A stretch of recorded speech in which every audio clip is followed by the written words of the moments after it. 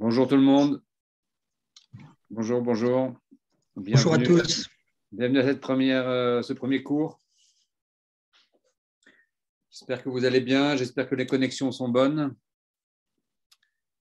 Nous allons donc commencer ce premier cours. On a eu une réunion samedi qui était attendue à laquelle pas mal de personnes ont participé. Tout le monde n'était pas là. Mais on aura l'occasion donc de se présenter au cours des échanges. On vous engage tous donc à participer de la manière la plus active dans les échanges qui vont venir. Voilà, vous connaissez le principe, on va les rappeler rapidement. Donc, qu'est-ce qui s'est passé cette semaine? Voilà, cette semaine, il y a eu différents modules sur lesquels vous avez pu travailler. Il y a eu le module 1 sur l'introduction au système de santé, module 2, introduction à la chaîne d'approvisionnement en santé publique.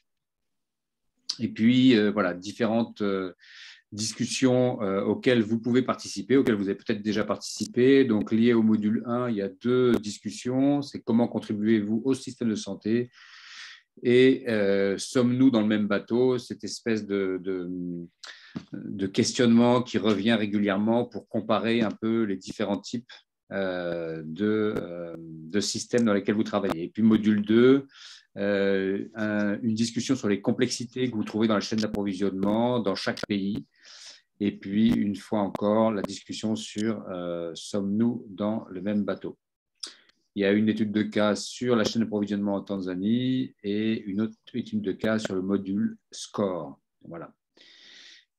Et puis, il y a le devoir… Modèle SCORE, pardon, excuse-moi, merci. Et puis, il y a le devoir de la semaine sur les acteurs, les flux de produits, les flux d'argent, d'informations et fonctions essentielles. On va aborder un peu ça aujourd'hui. Et puis, voilà, ça vous donnera l'occasion d'avancer sur la pratique. Le profil de compétences de la chaîne d'approvisionnement. Donc, vous avez le lien là encore qui est là. On va peut-être repartager le lien parce qu'il n'y a que 22 sur les 50 participants qui l'ont complété. Donc, pourquoi ce test d'évaluation des compétences est important? C'est important parce que c'est comme dans tout système d'évaluation. On essaye d'avoir une évaluation de référence pour voir ensuite quels sont les progrès qui ont pu être faits. Donc, c'est une auto-évaluation, bien entendu. Donc, ça n'a pas, c'est pas un test particulier, mais c'est vous qui, en fonction de votre savoir, de manière la plus honnête possible, devez remplir vos compétences. Donc, on vous engage vraiment à le faire là dès le début parce que ensuite, voilà, l'important, c'est qu'on puisse voir juste à la fin du cours et puis idéalement de le refaire régulièrement pour voir les compétences qui restent, en quoi le cours que vous allez suivre au cours des 4 semaines qui arrivent peut vous aider à affiner, renforcer, développer des compétences particulières en supply chain. Donc, encore une fois, vraiment, on insiste beaucoup sur ce premier cours. C'est très important pour la compréhension du cours, pour l'intégration des savoirs et puis pouvoir aussi, d'une manière un peu plus générique, pour le narratif que vous allez pouvoir poser sur ces 4 semaines, ce mois qu'on va passer ensemble sur la chaîne d'approvisionnement en santé publique. Donc voilà, il y a eu des échanges qui ont eu lieu. Voilà, on en a sélectionné ici 2. Un de Yasan Priva Tiandre Beogo et un autre de Aissata Souma, qui présente un peu voilà, les éléments de leur contribution au système de santé. Je ne sais pas si, par exemple, une des personnes qui sont là veulent intervenir maintenant, juste pour faire un petit commentaire, ou peut-être quelqu'un d'autre, par rapport aux échanges qu'il y a eu cette semaine. Est-ce que quelqu'un veut commenter ces échanges rapidement? Madame Souma.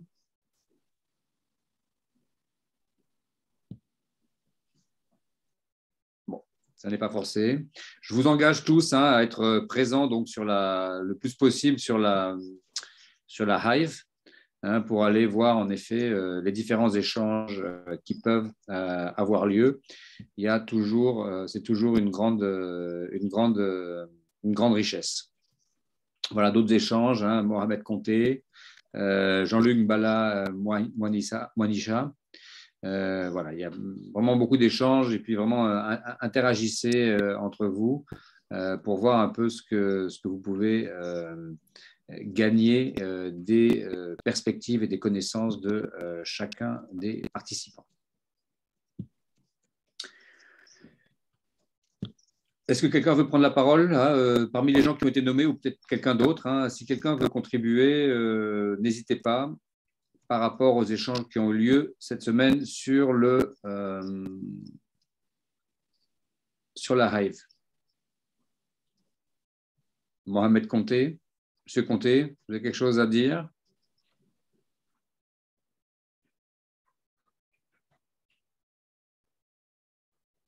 Monsieur Mbala Mouanisha, vous voulez commenter aussi? Vous êtes dans le contrôle de qualité, dans l'audit. Bonjour à tous. Bonjour, merci. Et je pense que c'est, si vous avez suivi très bien mon commentaire, c'est par rapport à notre métier de la réglementation. Je pense qu'à notre niveau, si nous voulons bien contribuer au système de santé, c'est en réalisant des missions d'audit, de contrôle de qualité, afin d'atteindre l'ODD 3, parce que sans mission d'audit, sans mission de contrôle, vous ne pouvez jamais arriver à atteindre la couverture santé universelle, parce qu'il y a la gestion, il y a aussi le contrôle. Merci beaucoup. Est-ce que vous faites partie de ces auditeurs qui font peur? Est-ce qu'avant d'arriver sur une zone, est-ce que vous savez que tout le monde commence à trembler avant que vous arriviez ou vous avez plutôt une approche constructive pour développer les compétences des gens, affiner leur compréhension des choses? Comment vous approchez votre métier? C'est la carotte ou le bâton? Normalement, non. Normalement, si nous sommes dans une mission d'audit, il n'y a pas de peur, parce que là, nous sommes en train de voir le bon fonctionnement du système et nous formulons des recommandations. Mais quand nous allons dans une mission d'inspection, c'est là où nous avons les gens ont un peu peur, parce que tout le monde a peur du contrôle. Dans la mission de contrôle, là, nous sommes en train de rechercher les irrégularités, les infractions dans les systèmes de santé. Et si nous sommes dans la chaîne d'approvisionnement, et nous allons voir tout ce qu'il y a comme anomalie dans la chaîne. Et parfois, proposer des sanctions, tout ça, c'est ça. Donc, on n'a pas que le côté bâton, on a aussi des côtés aussi éducatifs aussi. Merci beaucoup. En effet, c'est très intéressant. J'espère que nous aurons l'occasion peut-être de développer un peu ces approches-là et voilà, et qu'on bénéficiera de votre point de vue lors des cours. Il y a une main qui s'est levée, monsieur ou madame Souma. Monsieur, madame Souma. Oui. Allez-y. Bonjour, c'est Moussa Souma. Moussa Souma, bonjour. Bonjour, monsieur Souma. Vous allez bien? Ça va, je vous remercie. Et vous-même? Dieu merci, ça va. On remercie. Je vais commencer par me présenter. Je suis pharmacien de profession et je travaille comme conseiller technique régional à PSM. C'est un projet de USAID mis en œuvre par Chemonix International. Donc, je suis conseiller technique dans la région de Bokeh. Très bien. Sur le sujet, comment contribuer à l'amélioration du système de santé. Et mon point de vue là-dessus, étant donné que chaque système a un mécanisme de fonctionnement, je pense qu'il faut mettre plus de force dans le suivi des recommandations, mettre des mécanismes en place pour mieux suivre tout ce qui a été comme constat et recommandations, et afin d'aller de l'avant. Parce que s'il n'y a pas un suivi correct et régulier, les gens ont tendance à revenir encore sur les mêmes pratiques. Donc, c'est ça mon point de vue. Les sanctions, oui, c'est très bon, mais si on fait un suivi régulier très rapproché, je pense que ça peut donner un meilleur résultat. Merci beaucoup, M. Tsouma. Je crois en effet, comme on dit, il y a un proverbe qui dit que la régularité vient à bout de tout, hein, comme la goutte d'eau qui arrive à traverser un rocher avec cette régularité. Donc, vous avez raison, être régulier dans les approches est un gage de réussite et d'atteinte de son but. Merci beaucoup.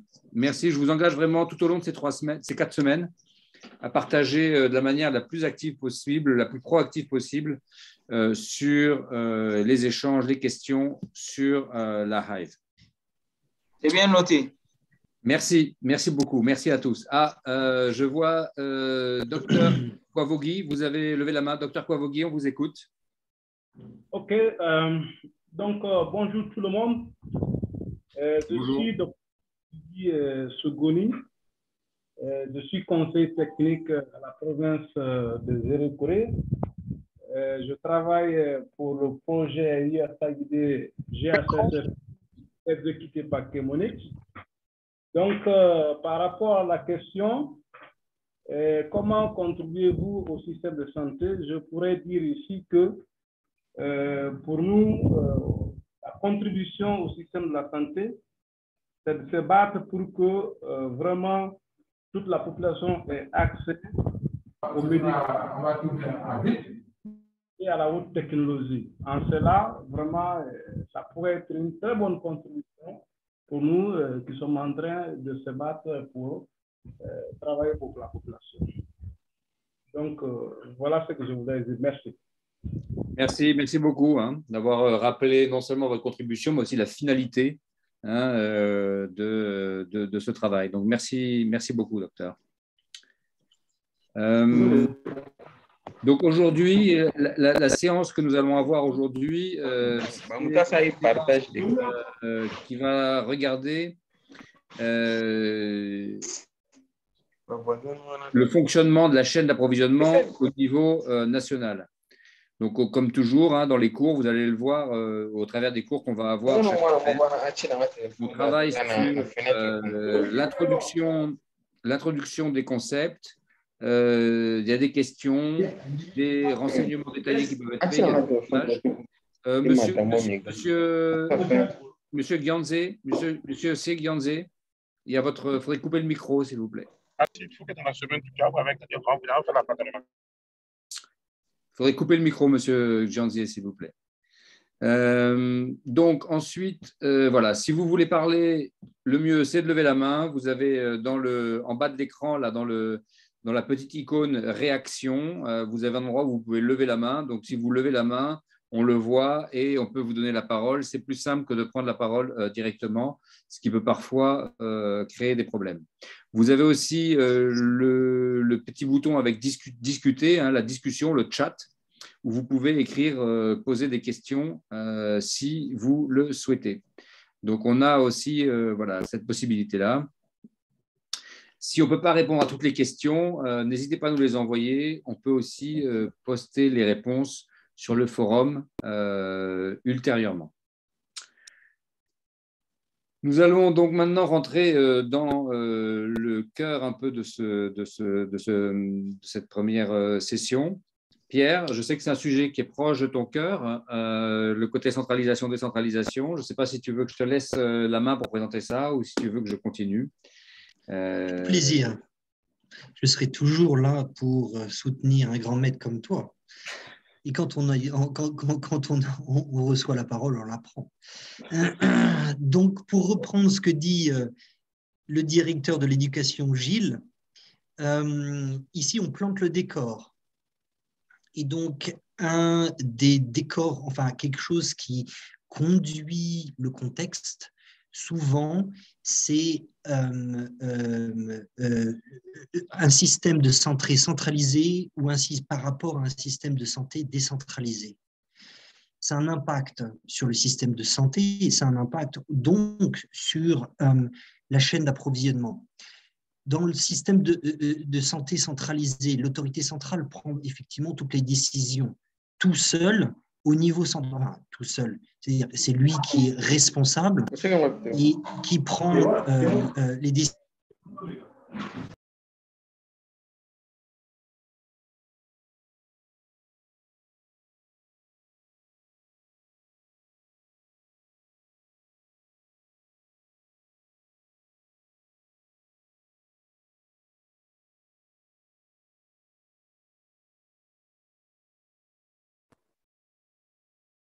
Désolé, j'ai été déconnecté. Me voici de retour. Je suis désolé. C'est la technologie. Et ensuite, on a les systèmes décentralisés, c'est-à-dire que les décisions sont déléguées au niveau inférieur, à la région, à la province, au district ou aux communes. Mais c'est quand même sous le contrôle du gouvernement central. Donc, on a véritablement deux extrêmes, centralisé, décentralisé, mais on a aussi souvent un système qui est mixte, c'est-à-dire qui prend un peu des deux. On peut citer par exemple comme une centrale d'achat qui a des dépôts régionaux, provinciaux et des dépôts de district qui sont gérés par la centrale d'achat en centrale ou alors qui sont délégués à la région et à la province. Ça peut exister. On peut aussi imaginer les réquisitions par rapport à les allocations qui sont du push, on les appelle en anglais, ou alors les commandes poussées. On peut considérer que c'est de la centralisation par rapport à la décentralisation, la décentralisation étant les réquisitions exprimant véritablement ce que sont les besoins des hôpitaux. Donc c'est une décentralisation de ce choix de choisir 10 boîtes de paracétamol plutôt que 12 ou 13. Vous voyez, il est très important de connaître ce contexte pour savoir dans quelle mesure il fonctionne et quelle latitude on a en termes de décision, en termes de réforme aussi. On va parler beaucoup de réforme et en termes d'impact des acteurs de la santé. À toi, Gilles. Si tu veux rajouter des aspects. J'ai mon son qui n'est pas activé. OK. Merci. Merci, Pierre. Merci pour ce… Non, il n'y a pas… je pense que c'est très clair. Hein. Donc, en effet, un des éléments importants pour comprendre et analyser un système de santé, c'est de regarder le niveau de centralisation et le niveau de décentralisation. Où est-ce que les décisions sont prises? Où est-ce que le pouvoir, entre guillemets, et le pouvoir de décision est localisé. On aurait des exemples, Gilles, à proposer. Oui. Moi, j'ai des exemples, par exemple, la Birmanie dans laquelle j'ai travaillé, ils avaient les régions qui achetaient leur propre… Il n'y a pas de centralisation de l'achat, de la fonction achat. C'était totalement décentralisé. Le Vietnam aussi, l'Inde aussi. Maintenant, en Afrique, la Guinée est très centralisée, je crois bien. Même si c'est une délégation au niveau des DRS et des DPS, une certaine délégation, mais c'est assez limité, je crois. Aurais-tu d'autres exemples à donner? Non, mais peut-être justement, c'est le quiz qui vient, la question qui vient juste après, c'est de savoir en fonction des pays, quels sont ceux qui sont très centralisés ou très décentralisés. Et c'est vrai que… Vous pouvez aussi, pardon. On peut lancer le sondage peut-être. Vas-y Pierre, pendant que tu nous parles, on peut lancer le sondage sur la question pour savoir si le système chez vous est centralisé, décentralisé ou mixte. Profitez du chat aussi pour nous dire un peu ce que vous pensez. Parce qu'en Afrique francophone, c'est souvent centralisé. Dans ce sens-là, c'est très français, si je peux m'exprimer ainsi. Il y a un pouvoir central fort. Can you send the poll? Sanjay, can you send the poll, please? Par exemple, au Nigeria, centralisé en RDC. Oui et non, en RDC, il y a bien le PNAM, Maintenant, on peut imaginer que les CDR ont quand même une certaine autonomie. Elles Donc, ont voilà un standard. Voilà le premier sondage. Hein, donc, vous pouvez répondre en cliquant sur un des 3 choix et puis ensuite soumettre votre réponse. Merci à tous. Et si vous avez d'autres commentaires, comme le disait Pierre, excuse-moi Pierre, je t'ai interrompu, voilà, vous pouvez en effet les mettre dans le chat comme l'a fait Alain Blaise Tatsenkou. À toi Pierre, pardon. Oui, Mamadou Adama, vous vouliez poser une question? Vous voulez participer? On vous écoute. Merci, bonsoir à tous. Bonsoir à tous. La dernière fois, je n'ai pas pu participer parce que j'avais une mauvaise connexion. Dieu merci, aujourd'hui ça va. Merci. Bon, par rapport à ce sujet-là, d'abord je vais me présenter. Moi, c'est Sila Mamadou Adama, pharmacien, assistant spécialiste GAS au Programme national de lutte contre le sida et les hépatites, PNLSH, en Guinée. Merci.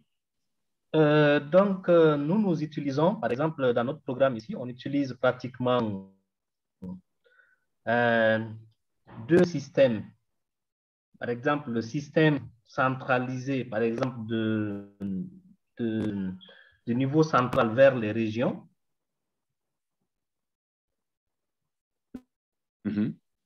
Ensuite, il y a la réquisition qui se passe des structures sanitaires maintenant vers les dépôts régionaux. Donc, nous, on utilise pratiquement ces 2 types de systèmes, c'est-à-dire l'allocation et la réquisition. L'allocation, c'est le niveau central pour les régions. Ensuite, les structures même viennent vers les dépôts. À vous. Merci beaucoup pour ce. Donc, je pense que vous avez eu le temps de répondre tous aux questions, savoir système centralisé, système décentralisé. Peut-être qu'on peut regarder le résultat des polls, le résultat du sondage.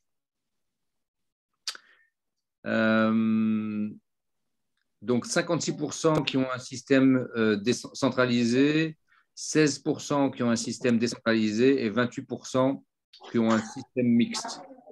Donc, en effet, une bonne représentation. Système centralisé qui a la priorité. C'est vrai que voilà, dans les francophones, voilà, une grande centralisation, mais on voit qu'il y a quand même voilà, des mixtes, et plus rarement un système décentralisé. Oui. Merci beaucoup.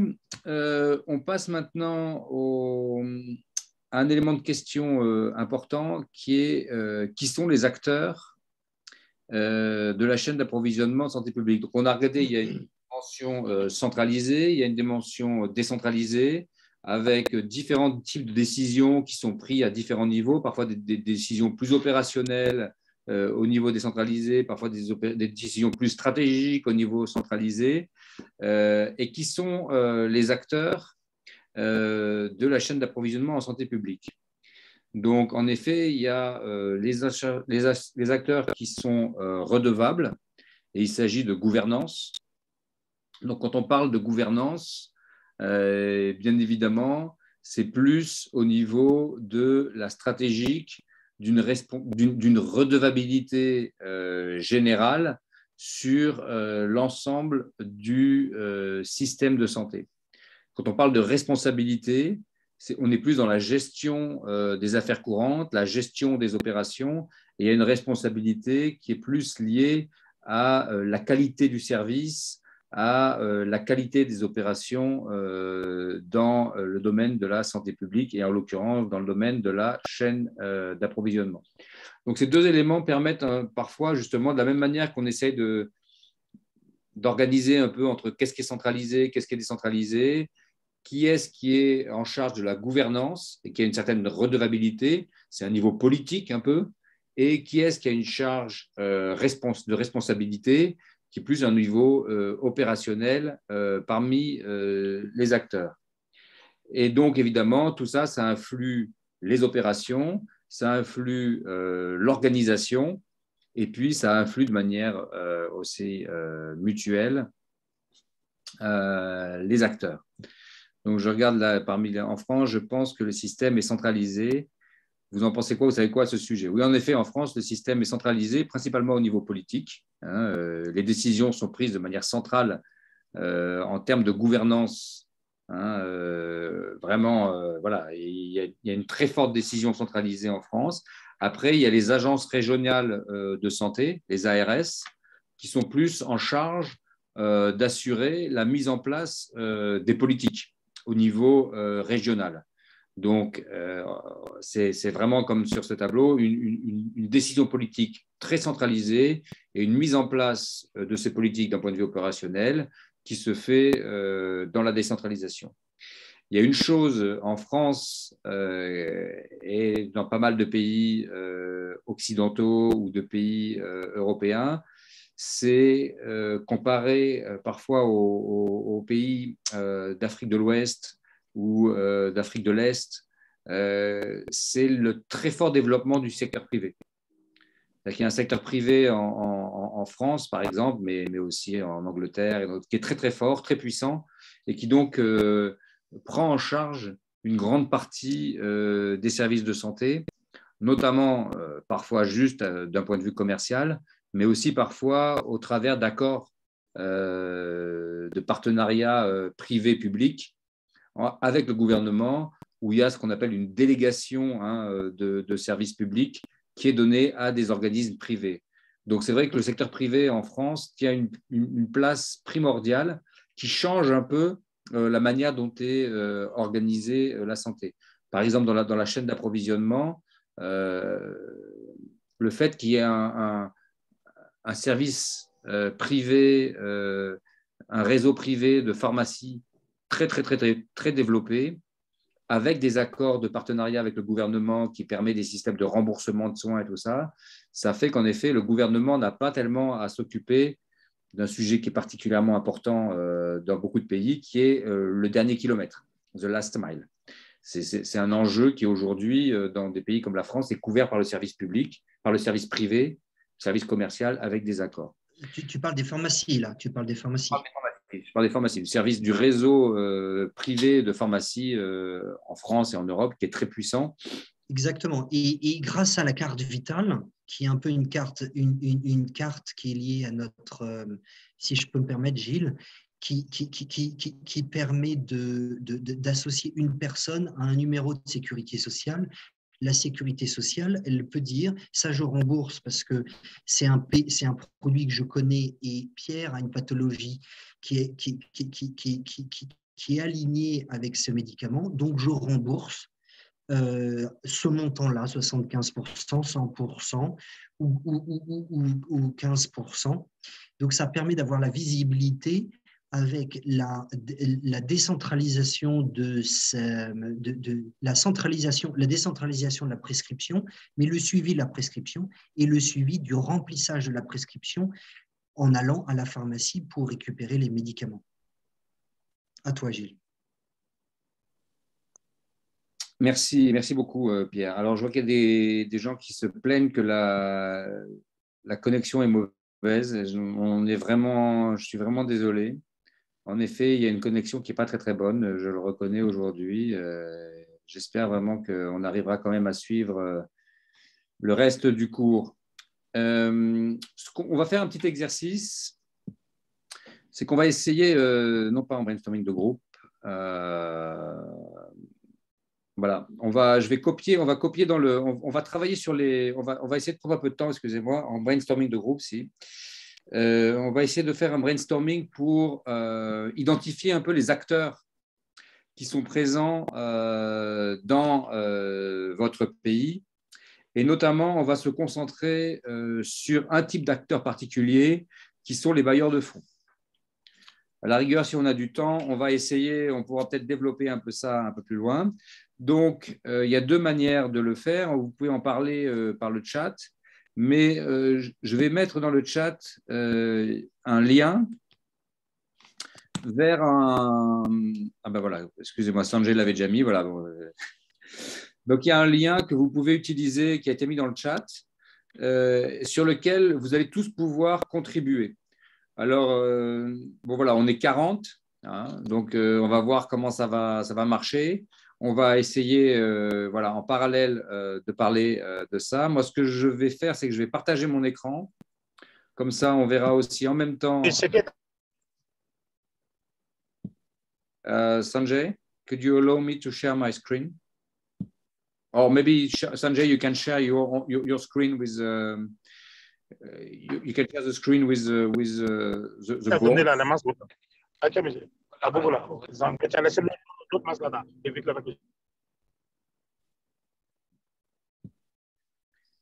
Donc, est-ce que vous pouvez cliquer sur le lien qu'on vous a partagé dans le chat?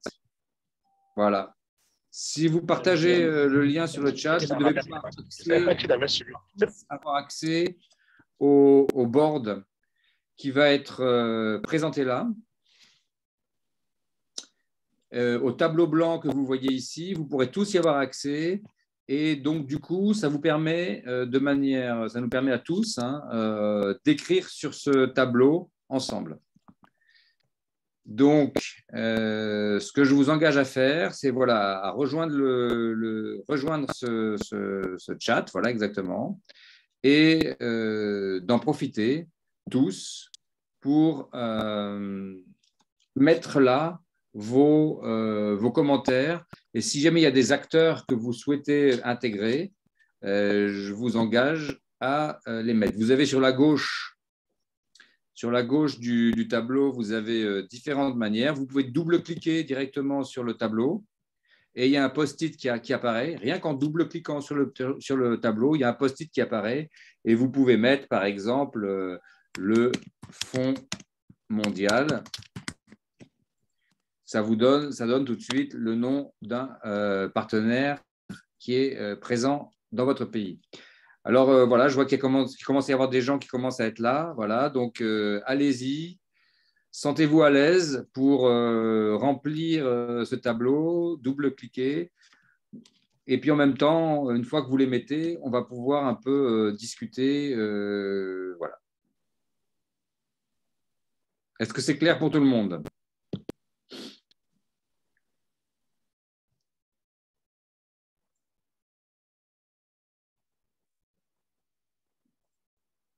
Le lien ne fonctionne pas. Ça ne marche pas.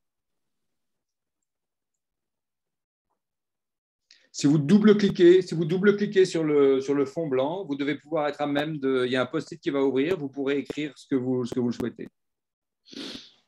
Allez-y. On commence par les bailleurs de fonds. Donc, qui sont les comment ça s'appelle, les bailleurs, les acteurs qui financent votre système de santé dans votre pays.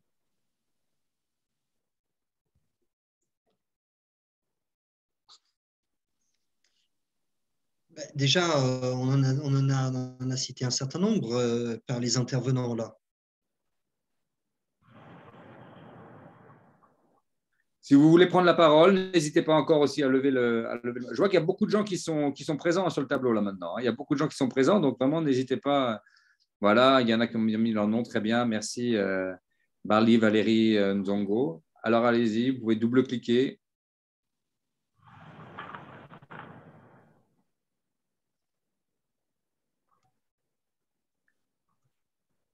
Le PAM, merci.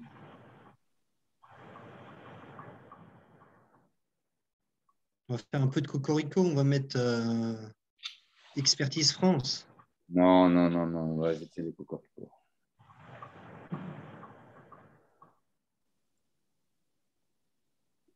D'accord, on va renvoyer le lien. CRS, très bien, merci. Alors attention, CRS, oui, CRS c'est un bailleur de fonds, mais c'est aussi un récipiendaire principal du Fonds mondial. Hein. Ceux qui n'arrivent pas à avoir accès au tableau blanc, bon, peut-être désolé, je vous engage juste à regarder pour le moment au travers de Zoom, puisque le tableau est visible sur Zoom. Et donc, n'hésitez pas à lever la main aussi, à commenter ce que vous voyez. Voilà, c'est une session un peu… et si vous voulez qu'on rajoute des choses, mettez-les dans le chat. Gilles, just a quick point. Please, everyone, use the link which I've shared. Gilles, the link you have shared takes to creating accounts and all, so that takes more time. Oh, sorry. Excusez-moi. Donc, Sanjay, est-ce que tu peux repartager le lien? Sending again, sir. Voilà. Donc, désolé. Utilisez le lien que Sanjay a partagé. D'accord? Le lien que moi j'ai partagé ne fonctionne pas. Donc, vraiment, mes excuses pour ça. Prenez donc le lien, le dernier lien qui vient d'être partagé par Sanjay à 18h35. Oui, docteur Kouavogi, on vous écoute. Donc, dans notre pays, la Guinée particulièrement, il y a l'USAID aussi qui est un bailleur de fonds. Parce que j'ai tenté tout à l'heure de tacter, mais ça n'a pas marché. Merci. Vous pouvez rajouter l'USAID. Pierre, tu pourras rajouter l'USAID, s'il te plaît? Voilà. Merci. Merci. Ben voilà, l'USAID qui arrive.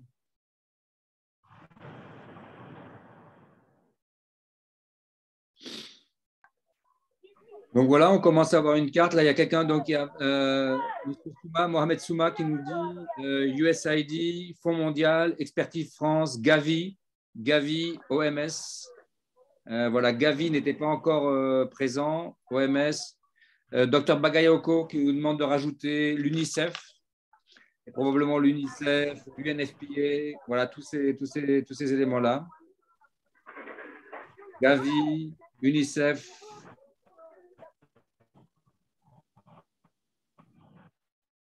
Bonjour. Le PAM, en effet, Chemonix.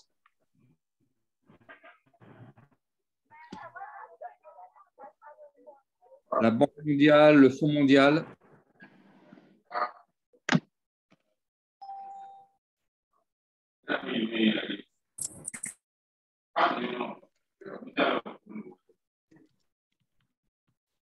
La Banque mondiale, oui.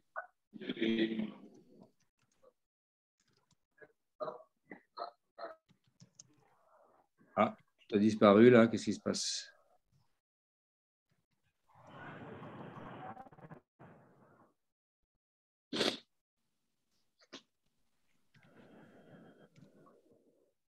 Le gouvernement local, alors gouvernement ivoirien, donc c'est vrai que là, on a mis au centre avec les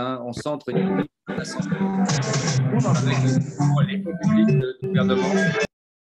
Donc ça, c'est évidemment, ça doit évidemment être l'agence centrale du financement. Plan, Enabel.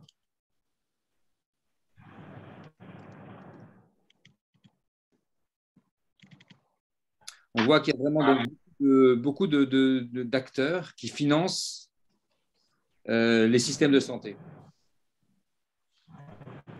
Ce que je vous propose, c'est qu'en effet, on peut commencer à discuter un peu ça, là. OMS, USAID, Expertise France, UNICEF, le PAM, le Fonds mondial, la Fondation BMGF, Bill and Melinda Gates. Est-ce qu'il y a des commentaires un peu à faire sur le rôle que jouent tous ces acteurs et les enjeux que ça représente pour un pays d'avoir autant de donneurs, de bailleurs de fonds?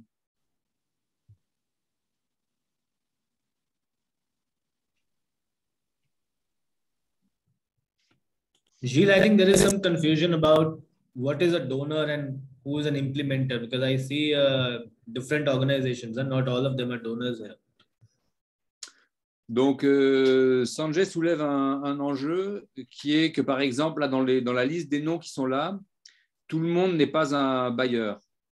Si on prend, par exemple, je ne sais pas, dans les noms qui ont été donnés, par exemple, Chemonix. Chemonix, est-ce que c'est un bailleur? Est-ce qu'il donne de l'argent? Ou est-ce que c'est un gestionnaire de projet, quelqu'un qui met en place des projets?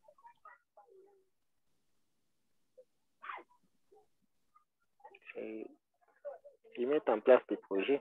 Ils mettent en place des projets. En effet, Chemonix est souvent financé par USAID. Ouais, par l'USAID. Merci. USAID. Exactement. Donc, c'est vrai que Chemonix n'est pas forcément, même CRS. CRS aussi, ils travaillent sur des financements internationaux. Mais donc, ce ne sont pas forcément des gens qui ont le financement, qui donnent de l'argent. Ils implémentent, c'est des implémenteurs, hein, implementing agencies, comme on les appelle. C'est des implémenteurs, donc ils vont mettre en place comment ça s'appelle, les programmes. Peut-être qu'on peut d'ailleurs, parce qu'ils ont quand même un rôle important, peut-être que ce qu'on peut faire dans ce tableau, c'est mettre en jaune les bailleurs et mettre en vert, voilà, merci, mettre en vert les implémenteurs pour différencier un peu. Après, il y en a qui ont deux rôles, hein. Par exemple, l'UNICEF. L'UNICEF peut être à la fois un bailleur et un implémenteur. Mais quand même, en général, l'UNICEF, ils vont aussi aller chercher des fonds auprès de l'USAID, de l'Union européenne.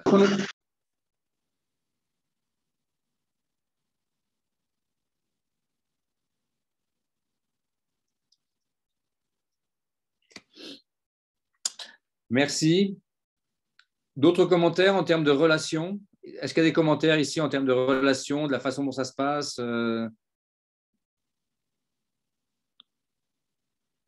OK.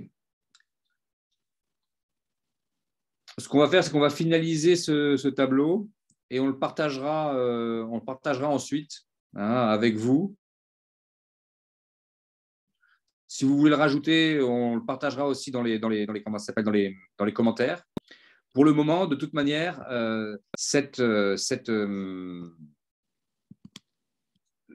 tableau blanc reste ouvert et tout le monde pourra encore y avoir accès. Vous y avez encore accès. Mais ce que je vous propose, c'est qu'on continue avec le cours.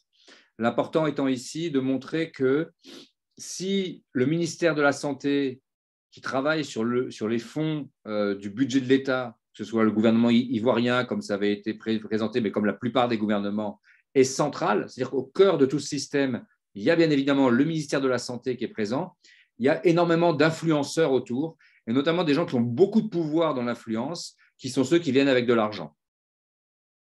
Ce point-là ouvre sur tous les enjeux de ce qu'on a appelé l'efficacité de l'aide pendant très longtemps, dont le but est de permettre une localisation de l'aide. La localisation de l'aide étant d'inverser la relation de pouvoir entre un pays récipiendaire et un pays donateur. Ce n'est pas parce qu'un pays donne des fonds à un pays qu'il doit influencer ses politiques de gestion de la santé. Bien au contraire, quand on repart aux éléments de gouvernance et de responsabilité, la gouvernance doit être pleinement tenue et la redevabilité doit être pleine pour le ministère et le gouvernement local, et les bailleurs ne doivent normalement influencer qu'au niveau de la mise en place opérationnelle pour renforcer l'efficacité des processus opérationnels. Mais ils ne devraient pas en aucun cas influencer les décisions politiques qui sont prises au niveau central. Ce que je propose, Sanjay, c'est qu'on repasse sur le PowerPoint. En effet, Dr Bayegayoko, hein, on l'a mentionné pour l'UNICEF. L'UNICEF, ils sont à la fois un bailleur, parce qu'ils ont cette capacité à collecter énormément d'argent, et ils sont en même temps, non seulement un bailleur, mais ils sont en même temps aussi un implémenteur. Ils ont à la fois ce rôle de bailleur et d'implémenteur. Donc, merci pour ce premier élément. Un autre acteur, rapidement, sur lequel on va faire un petit sondage, mis à part les bailleurs, hein, on a vu donc ce type particulier d'acteurs, il y a un autre acteur qui sont les fabricants de produits pharmaceutiques.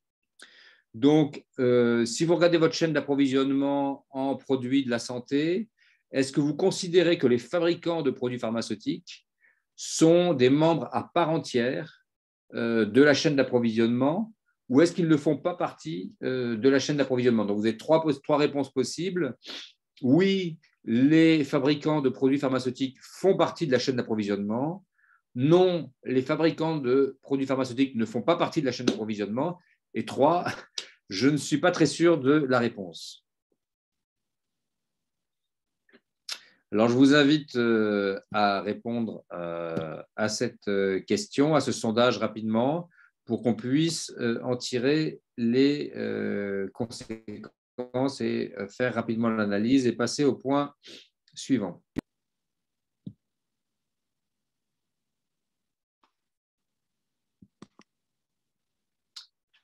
On peut peut-être prendre le résultat du sondage. Donc, le résultat du sondage. Avant de lancer donc, la fin de cette session, de faire un peu un échange et puis de passer la parole à Pierre. Donc, can we see the result of the poll? Si on peut voir le résultat du sondage. Donc voilà, donc réponse massive de la part de tous les participants. Oui, les fabricants de produits pharmaceutiques font partie de la chaîne d'approvisionnement. Et donc en effet, Gilles, maybe discuss whoever has said no. Maybe that person can speak. Ok, donc il y a qu'une personne qui a dit non. Ils ne font pas partie. Alors peut-être que, je ne sais pas si cette personne peut nous dire, veut prendre la parole pour nous dire pourquoi il ou elle pense que les fabricants de produits pharmaceutiques ne font pas partie de la chaîne d'approvisionnement. Si vous voulez prendre la parole, encore une fois, s'il vous plaît, vous pouvez lever la main et bien évidemment, on vous donnera la parole. Juste très rapidement sur ce point, les différents acteurs, on l'a vu, sont nombreux. Si on regarde à quoi ça ressemble de moins en moins à une chaîne et de plus en plus à un réseau. Donc, parfois, le terme de chaîne d'approvisionnement, il est utile parce que ça permet de comprendre différentes étapes. Mais de plus en plus, avec la complexité qui augmente, le nombre d'acteurs, là, on a vu rien qu'avec les bailleurs déjà, on a quand même un grand nombre d'acteurs. Si vous rajoutez là-dessus les implémenteurs, vous rajoutez là-dessus les fournisseurs, toutes ces personnes, tous ces acteurs font partie de la chaîne, comme on l'appelle, la chaîne d'approvisionnement, la supply chain. Mais en fait, c'est plus un réseau. C'est plus un réseau de chaînes. Ça devrait être des chaînes au pluriel. Parce que des fois, il y a des acteurs qui vont intervenir à différents niveaux de la chaîne. Ce n'est pas une chaîne où un acteur intervient à un maillon, puis un autre maillon, c'est un autre acteur, puis encore un autre maillon. Ce n'est pas aussi simple et longitudinal que ça.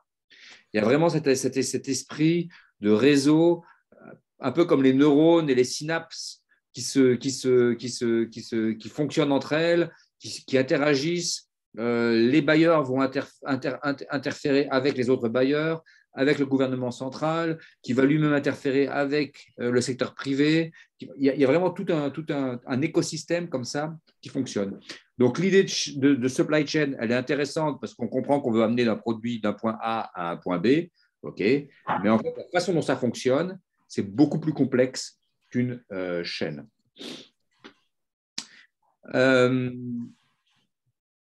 Donc, en effet, tous les acteurs qui sont impliqués dans ce réseau font partie de la chaîne d'approvisionnement.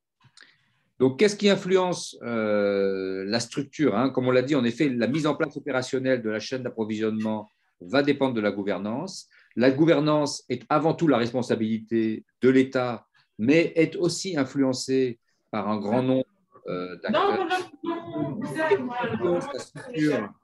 Qu'est-ce qui influence la structure de la supply chain? La structure du système de santé, déjà, le premier point, c'est est-ce que c'est centralisé ou décentralisé? Donc, la façon dont le système de santé va être organisé, ça va beaucoup dépendre des choix de centralisation ou de décentralisation, centralisation totale, centralisation partielle, centralisation des décisions politiques, décentralisation des opérations. Toutes ces choses-là, ça va en effet guider la manière dont on va structurer l'organisation de la logistique et de la supply chain. La structure juridique de la centrale d'achat ou l'équivalent va aussi influencer énormément la manière dont les achats vont se faire. Est-ce que la structure juridique de la centrale d'achat est purement étatique, indépendante? D'où elle a ses budgets? Comment les décisions? Est-ce que c'est sous-traité? Est-ce que c'est externalisé? En effet, est-ce que ce n'est pas externalisé? Tous ces éléments-là vont influencer. Les politiques gouvernementales en matière de gestion de ressources humaines, de gestion financière, de marché public, tous ces éléments-là vont aussi influencer la manière dont la supply chain va être organisée au niveau du pays. L'écosystème des bailleurs de fonds qu'on a déjà évoqué, le développement du secteur commercial privé, fondamental dans la manière dont la responsabilité va être mise sur les épaules de l'État. Dans des pays où le secteur privé est peu développé, il y a une responsabilité très forte, très lourde sur l'État. Des alternatives communautaires de santé sont parfois recherchées, pas assez développées probablement aujourd'hui, pas assez soutenues, parce qu'elles pourraient présenter une belle alternative. Et puis, tout l'élément de sous-traitance. En effet, ça, on aura un cours particulier sur l'externalisation, la sous-traitance de la supply chain, qui sont des éléments vraiment structurants de la manière dont la supply chain est gérée. Si vous externalisez, par exemple, si vous sous-traitez tout le transport, votre organisation de supply chain va être complètement différente. Les compétences dont vous allez avoir besoin en interne vont être complètement différentes. L'état d'esprit de la manière dont vous allez gérer, tout ça, ça va changer. Donc, en effet, l'externalisation ou l'internalisation, la sous-traitance de certaines fonctions va avoir un impact très important. À ce stade, voilà, je vous propose qu'on fasse une petite session de questions-réponses. Voilà, on a discuté pas mal de sujets, on a discuté de la gouvernance, on a discuté de la responsabilité opérationnelle, on a discuté des acteurs qui sont présents, on a discuté de certains éléments qui influencent l'organisation de la supply chain. On va rentrer plus dans le détail après ça avec Pierre. On reste à votre écoute là pour savoir un peu s'il y a des questions, des précisions, des commentaires que vous souhaiteriez faire. Encore une fois, vous pouvez lever la main et on vous donnera la parole. Ou vous pouvez mettre des commentaires dans le panel de discussion.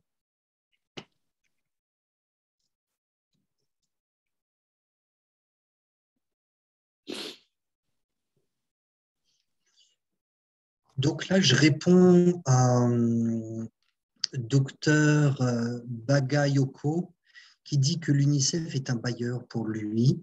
Et il a raison. UNICEF a son propre budget, puisque UNICEF lève des fonds, mais il est aussi le récipiendaire principal de Gavi pour les vaccins. Okay. D'autres commentaires que vous souhaiteriez faire sur ce qu'on a vu jusqu'à maintenant? Sinon, on avance. Ah, Dr Bagayoko, oui. Oui, bonsoir. Oui, je suis tout à fait d'accord avec lui parce que moi, je suis à l'UNICEF. Je sais que pour des cas précis, par exemple, par rapport à la vaccination, les frigos solaires, les commandes de vaccins, l'UNICEF intervient beaucoup auprès des Gavi. Mais comme il a si bien dit, l'UNICEF aussi a ses fonds propres.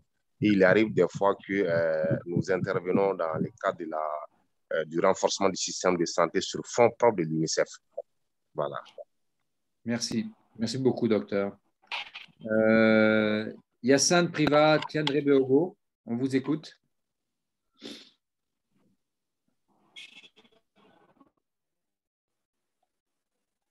Yassine Priva, la parole est à vous, on ne vous entend pas.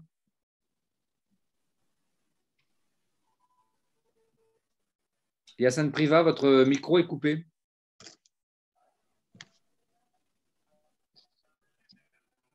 Oui, on vous écoute, Yassine Priva, Tiandre Beogo.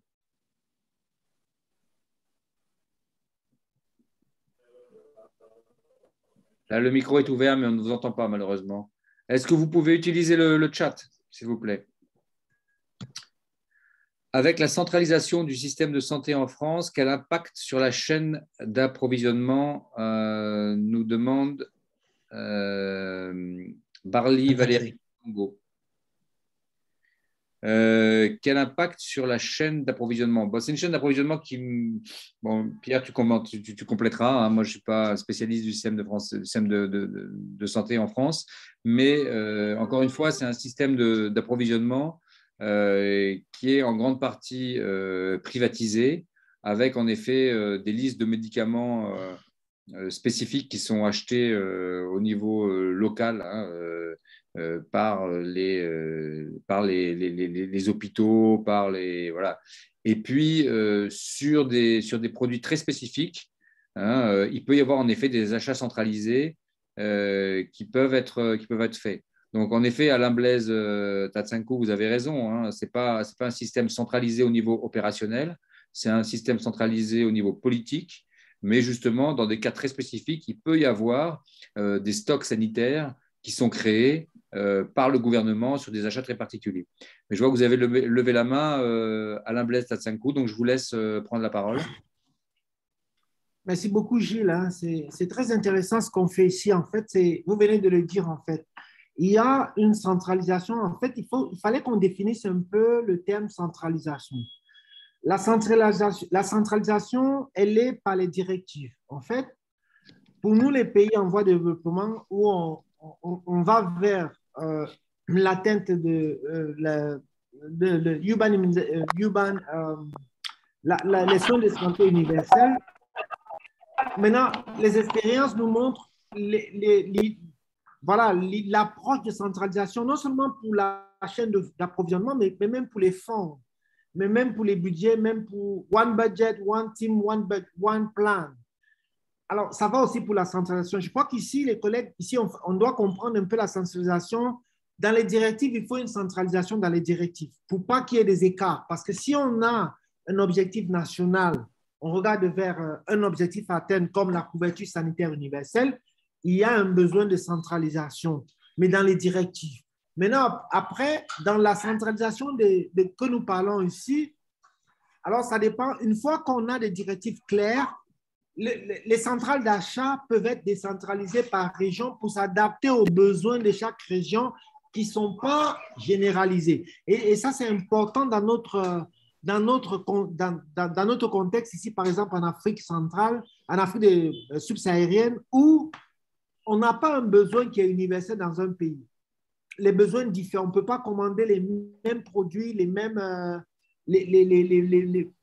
produits, on va dire, partout. Maintenant, si on veut parler maintenant des urgences, que maintenant, il faut tenir compte des urgences parce que ça fait partie de notre décor. Faire face aux épidémies, il y a la préparation où on essaie de mettre les pays africains à la page. Quel est l'impact que ça a dans la centralisation, dans ce dont nous parlons aujourd'hui? Ça, c'est un domaine qui est laissé à part. Et c'est quand on a des épidémies, quand on a des pandémies comme la COVID, quand on se réveille, on se dit, attention, il nous faut, par exemple, les épis, il nous faut des vaccins, il nous faut ceci. Et on trouve des systèmes qui ne sont pas du tout prêts. Alors, il faut comprendre qu'on va vivre avec les épidémies, les pandémies, pardon, ça fait partie de notre environnement. Tout comme en Europe, quand on a les pandémies qui arrivent en Europe, c'est mieux, ils sont mieux préparés parce que le système de santé lui-même, dès le départ déjà, met en place comme on appelle les contingency plans, avec les systèmes d'approvisionnement particuliers qui sont adaptés justement quand une épidémie survient. Moi, c'est de ça que je voulais entendre parler ici. Parce que on ne va pas nous demander comment on fait en France, mais moi, je vais savoir au Cameroun. Mais je fais quoi dans la prochaine épidémie de choléra qui frappe mon pays? Comment les pharmaciens, comment le système d'approvisionnement réagit quand je sais qu'au niveau global, on a un système pour mettre prêt les médicaments, le matériel de prise en charge des épidémies de choléra que le pays peut-être ne sait pas. Et lui, il a 15, 20, 30 cas. Les gens commencent à mourir et il revient maintenant vers un système qui existe déjà, mais il n'est pas au courant. Comment le système d'approvisionnement fait le lien entre ce qui est fait mondialement et l'adaptation à nos différents pays? Ça, par contre, ça m'intéresse. Voilà, à vous. Vous voyez, il y a M. Alain Blaise pour répondre et mettre ma pièce à l'édifice. Il y a clairement un rapport de taille. La RDC a des régions dans lesquelles elle a comment j'avais appelé,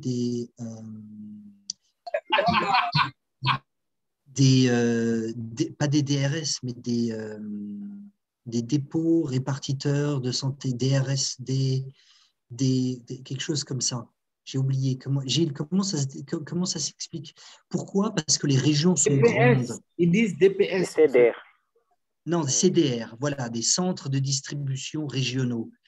Le Nigeria, c'est la même chose, parce que les régions sont grandes.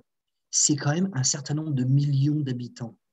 Quand vous avez une région qui est plus petite, à ce moment-là, est-ce que ça sert de décentraliser? Ça ne sert pas forcément. Il n'y a pas beaucoup d'autonomie, il n'y a pas beaucoup de capacité. Il y a vraiment un rapport entre la taille, la population et cet aspect de centralisation, décentralisation. L'Inde, il y a près de New Delhi où j'habite, là, et Sanjay habite, il y a une région qui a 200 millions d'habitants. 200 millions d'habitants. Donc, c'est un pays à lui-même. Donc, forcément qu'il faut lui laisser de l'autonomie. Et si on ne lui donne pas d'autonomie, à ce moment-là, ils vont chercher à avoir l'autonomie parce qu'à 200 millions, c'est la population d'un pays. Et donc, ça veut dire qu'ils ont leur propre, ils n'ont pas un entrepôt régional de la chaîne de la centrale d'achat de l'Inde. Ils ont une centrale d'achat. C'est ce qu'on appelle la décentralisation. Ce n'est pas un entrepôt régional. Ça, ce n'est pas la décentralisation parce que l'entrepôt régional, il est commandé par l'entrepôt central. Et il est chapeauté par la centrale d'achat. Merci. Vous voyez, je voulais apporter cette subtilité.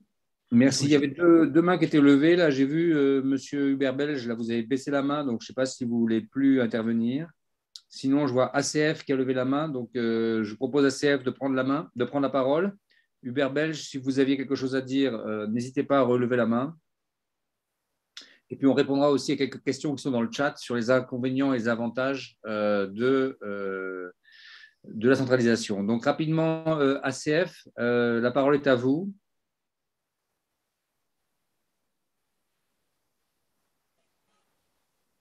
Bonsoir tout le monde. Bonsoir. En fait, c'était juste pour intervenir, essayer d'aider Pierre qui cherchait CDR en fait. D'accord. Merci. On a vu donc centrale de distribution régionale. Ça a été Merci beaucoup. Merci beaucoup. Lee Ibrahima Colomb. Monsieur Lee.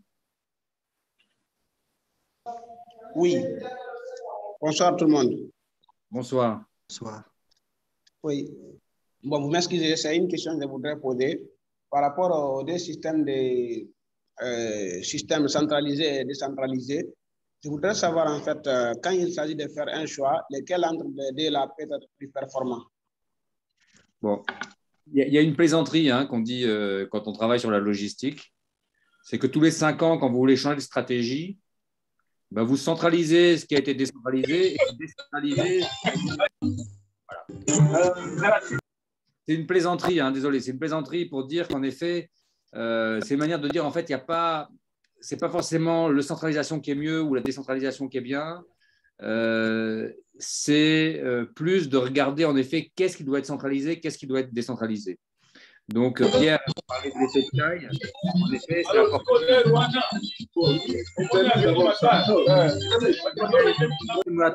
Voilà, merci. Donc, ce que disait Pierre, c'est qu'en effet, déjà, il y a une dimension de taille. La capacité, c'est vrai qu'on dit toujours, quand il va y avoir des achats publics, on veut minimiser les achats. Donc, si on a une grande capacité d'achat, on va pouvoir bien négocier les prix. Bon, ça, c'est une optique. Maintenant, dans d'autres optiques, on peut aussi se dire qu'il y a des besoins locaux qui sont très spécifiques auxquels il va falloir répondre. Et donc, des approches communautaires, par exemple, complètement décentralisées, peuvent être parfois plus valables pour avoir un transport, une chaîne d'approvisionnement qui répondent plus aux besoins d'une communauté locale. Pareil aussi pour le financement. Dans des pays où il y a des gros enjeux de financement, parfois plutôt que de dépendre de bailleurs internationaux qui vont peut-être parfois privilégier, on l'a vu malheureusement dans le cadre de la réponse du Covid, que des bailleurs internationaux, d'un seul coup, ils ont privilégié leur propre population au détriment parfois de pays avec lesquels ils avaient des accords de manière générique sur la santé. Donc en effet, avoir une approche plus localisée, plus indépendante peut aussi fonctionner. Donc vraiment, il n'y a pas d'un côté la centralisation c'est mieux, la décentralisation c'est mieux. c'est pas ça. C'est regarder de manière fine en fonction du contexte. Est-ce qu'il vaut mieux avoir un pouvoir central fort avec une capacité de négociation forte, ou est-ce qu'il vaut mieux avoir des unités autonomes, flexibles, beaucoup plus agiles, voilà, qui sont beaucoup plus à même de répondre rapidement aux enjeux locaux. Voilà, c'est vraiment, et ça c'est vraiment une discussion stratégique qui doit avoir lieu. C'est pour ça que je dis ce qu'on disait en début, ce que je disais au début en plaisantant. Tous les 5 ans, vous centralisez ce qui était décentralisé et vous décentralisez ce qui était centralisé. C'est une façon de dire qu'en fait, il faut être très attentif aux enjeux des besoins. Mohamed Souma, Monsieur Souma, vous dites oui, ça dépend des procédures opérationnelles. Oui et non, parce qu'en effet, la vision, elle doit être stratégique d'abord. C'est d'abord une vision stratégique de gouvernance. Et ensuite, en effet, une fois qu'on a fait cette vision stratégique de gouvernance, voir comment on peut avoir cette optimisation opérationnelle. Elle se reflète dans l'opérationnel. Et pour ajouter à Gilles, il y a des pays qui se sont retrouvés avec beaucoup de bureaucratie au niveau central et qui sont obligés de déléguer aux régions pour créer plus de flexibilité et casser cette bureaucratie. Et il y en a d'autres qui n'ont pas trouvé de capacité au niveau régional et qui ont dû la rapatrier au niveau central. Il y a des régions où il y a des cultures qui sont extrêmement entrepreneuriales. À ce moment-là, on peut leur laisser de l'autonomie et on sait que ça se passera bien. Vous voyez, ça dépend de la culture, ça dépend du contexte politique, ça dépend des rivalités, ça dépend où est l'argent. Il y a beaucoup de régions, quelquefois, qui ont leurs propres taxes. S'ils ont leurs propres taxes, pourquoi ils n'utiliseraient pas leur propre budget, vous voyez? Et ensuite, ça peut être lié à l'achat, ça peut être lié à l'entreposage. L'entreposage peut être décentralisé, alors que l'achat peut être centralisé. Vous voyez, c'est vraiment très variable. À toi, Gilles. Merci. Donc, on va prendre le point de M. Souma. Juste rapidement pour répondre aux questions. La centralisation des achats est-elle liée à la centralisation de la chaîne d'approvisionnement? Oui et non. On peut avoir une chaîne d'approvisionnement très centralisée avec des décisions sur la manière dont la structure va être mise en place, les enjeux où ils sont placés. D'un seul coup, décider que les achats vont se faire de manière complètement décentralisée. Ce serait possible. On peut imaginer des achats qui se passent au niveau régional, mais que tout soit livré dans un entrepôt central qui prendrait en charge ensuite l'acheminement de ces achats. Ce serait possible. Ça ne semble pas comme ça, quand on en parle, la structure la plus efficace, mais ce serait possible. Monsieur Souma, oui, on écoute votre commentaire. Mohamed Souma. Moussa Souma. Ah, Moussa, excusez-moi. Oui, c'est pas grave. Bon, et c'était un peu dans la même lancée que Pierre. En fait, moi, je pense que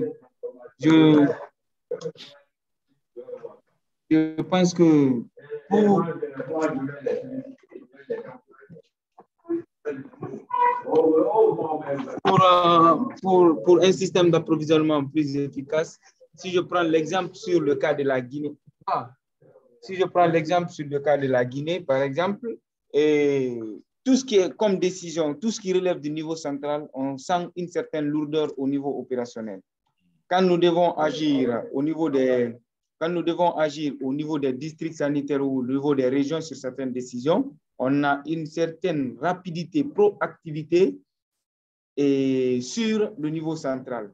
Parce que ici, chacun y va de son commentaire et de son... Il y a beaucoup de tournures.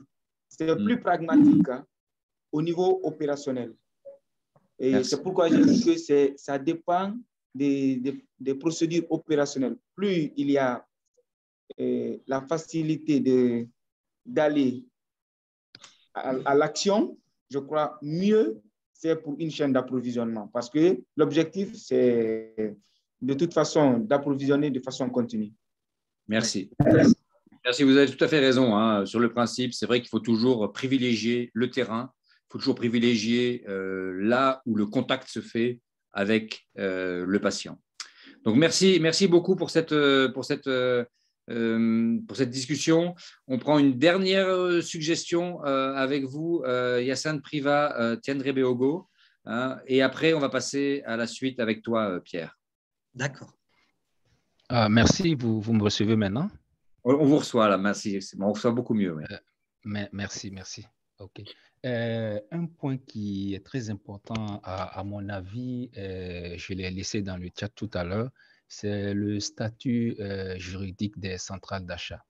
Parce qu'on a beau construire des centrales d'achat qui sont solides, performantes, avec des ressources humaines très bien formées, si le statut juridique de ces centrales d'achat n'est pas bien assis et compris par tous les acteurs, on risque justement d'avoir des soucis. Dans la plupart des pays où ces centrales sont considérées comme des agences d'exécution du gouvernement ou de l'État, il y a eu des crises parce que les organes de gouvernance et les organes de supervision ne fonctionnaient pas bien. Donc, il est important effectivement de céder à ces centrales d'achat une autonomie de gestion et que leur statut évolue effectivement vers des associations à but non lucratif, en ce sens qu'ils ont une autonomie de gestion et le budget ou la cagnotte n'est pas reversée au trésor public, ce qui leur permettra effectivement de pouvoir payer à temps les fournisseurs et effectivement se réapprovisionner en temps voulu. Donc, ce qui me paraît important effectivement de souligner, parce que pour la Côte d'Ivoire et le Burkina que je connais bien, il y a eu des crises de ce type dû au fait que les statuts des centrales d'achat ne leur permettaient pas effectivement d'effectuer des achats, des dépenses sans avoir l'avis de l'État central. Merci. Merci beaucoup pour ces commentaires. En effet, c'est un sujet sur lequel on pourrait presque même faire un mémoire ou faire une recherche, parce que ce point de statut, en effet, des centrales d'achat est très, très intéressant. Et il y a peut-être en effet quelque chose qui pourrait permettre de faire émerger un système entre le système où il y a un secteur commercial privé très développé et le système où tout est géré par l'État. Il y a peut-être quelque chose, en effet, notamment vers les systèmes de santé communautaire, des choses comme ça qui pourraient évoluer. Merci beaucoup vraiment pour ce commentaire, très juste. Pierre, je crois que tu vas prendre la suite. Hein, okay. Et tous les éléments, les différents flux, et tout. Je sais que ça aussi, c'est un point qui est cher à ton cœur. C'est très cher à mon cœur, qui est cheap. Mon cœur est cheap, mais c'est cher. Là, on voudrait vous conseiller, et ça vient de consultants solides tels que Gilles, Sanjay et moi-même, pour bien comprendre la chaîne d'approvisionnement, c'est d'en faire le flux de produits, le flux d'argent et le flux d'informations. Pourquoi? Parce que souvent, dans les chaînes d'approvisionnement, dans tous ces acteurs de la chaîne d'approvisionnement, on a un acteur en amont qui transmet à un acteur en aval, etc., jusqu'à atteindre le patient. Donc, il y a un flux de produits qui descend. Mais ce flux de produits, il est souvent accompagné d'un flux remontant ou un flux ascendant d'informations. Souvent, c'est les commandes. Le patient va avoir son ordonnance et va aller à la pharmacie, soit privée, soit à la pharmacie du centre de santé. Le centre de santé va commander à l'échelon supérieur. La pharmacie privée lucrative va commander à son grossiste répartiteur régional, qui va commander à son grossiste central, etc. Vous avez ce flux d'informations qui commande finalement le flux de produits qui descend. Et dans tout ça, il y a un autre flux d'argent, parce que ça fonctionne avec de l'argent. Il y a des achats qui sont... Il y a des produits qui sont gratuits, mais il y a aussi beaucoup de produits, et notamment les produits essentiels, qui sont souvent payants ou partiellement payants, alors que les produits programmes, comme par exemple les vaccins, sont souvent le tuberculose, le sida et le palu, sont souvent payés par des bailleurs de fonds. Donc, je fais les liens avec des diapositives et des discussions qu'on a eues juste avant. Ici, dans le flux de produits qui est en jaune, on a bien le fournisseur qui expédie le service d'achat le service d'achat de la centrale d'achat, elle passe une commande, ça c'est un flux d'informations. Le fournisseur produit, ensuite il expédie les produits à l'entrepôt central, vous voyez ça remonte.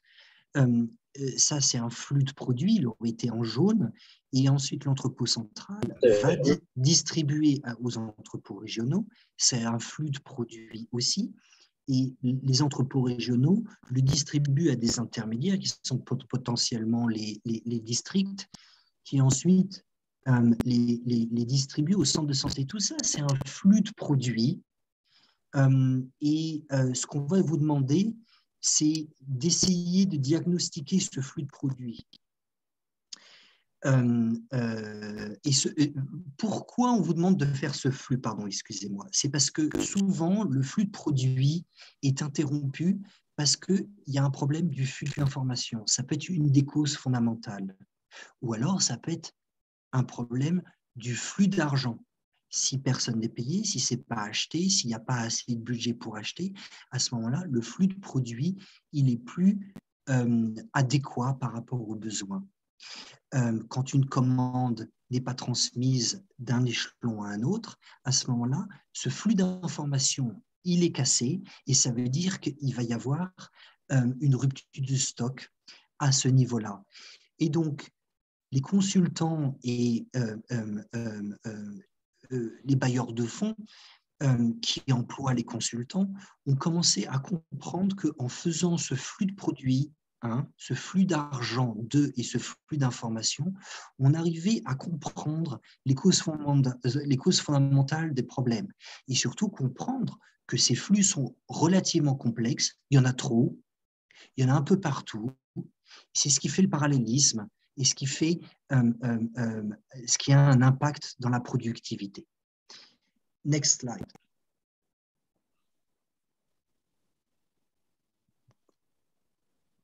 C'est moi qui l'ai, oui, c'est ça. Ici, on a un autre modèle. Oups, excusez-moi. Sanjay et moi appuyons sur le même bouton en même temps. On a... non, ça ne va pas aller. Allô? Sanjay, before. Yes. Donc, vous voyez ici, on a un flux de produits qui est différent parce que vous avez différents bailleurs de fonds qui achètent à différents fournisseurs qui livrent à différents acteurs. Le premier acteur en haut, c'est l'entrepôt central de la centrale d'achat. L'entrepôt au milieu, c'est l'entrepôt central privé. Et le dernier entrepôt du bas, c'est l'entrepôt central ONG. Et donc, vous voyez que vous allez avoir trois entrepôts. Est-ce que c'est du gaspillage? C'est une bonne question à se poser. Et vous avez trois véhicules qui vont amener au même entrepôt régional. Est-ce que c'est du gaspillage? Ici, on a marqué qu'il n'y a pas d'organisme central et unique opérant la chaîne d'approvisionnement, mais une multitude. En fait, il y en a trois.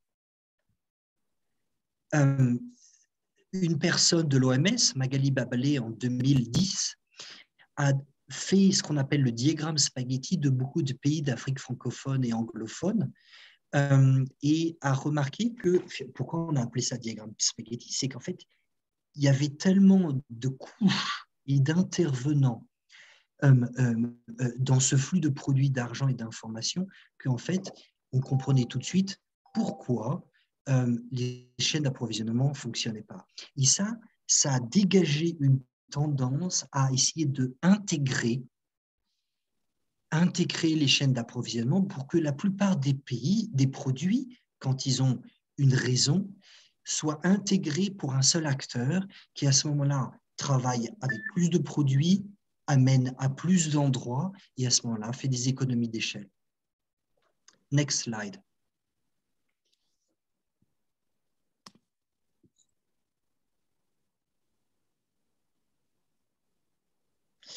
Alors, ici, on va... je te laisse faire ça, Gilles. OK. Ce qu'on vous propose, c'est de nous séparer en 2 groupes.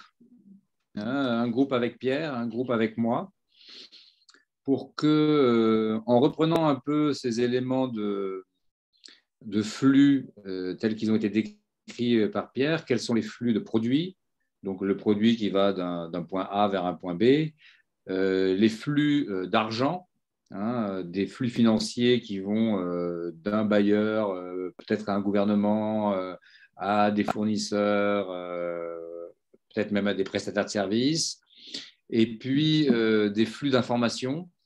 Alors là, on pense tout de suite, bien évidemment, aux bons de commande, au niveau de stock et bien évidemment au système d'information qui permettent de gérer toutes ces données. Donc, quand on dit information, on pense données.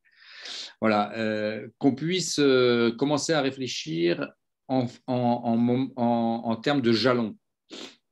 Donc, quels sont les jalons, les événements clés qui sont identifiables dans ces flux? Alors, Gilles, quand tu dis un événement clé, c'est quoi? C'est une activité clé? Alors, non, c'est un jalon. Alors, c'est pour ça que j'ai mis une petite définition. On a mis une petite définition en bas sur qu'est-ce que c'est qu'un jalon. Un jalon ou un milestone, c'est un événement marquant dans le processus. C'est-à-dire que ce n'est pas une phase, c'est un moment, un événement particulier qui arrive à un moment. Par exemple, je prends un exemple d'un jalon qui est très important dans le flux des produits, c'est la réception. La réception d'un produit. C'est un jalon, le moment où un produit est réceptionné dans le stock.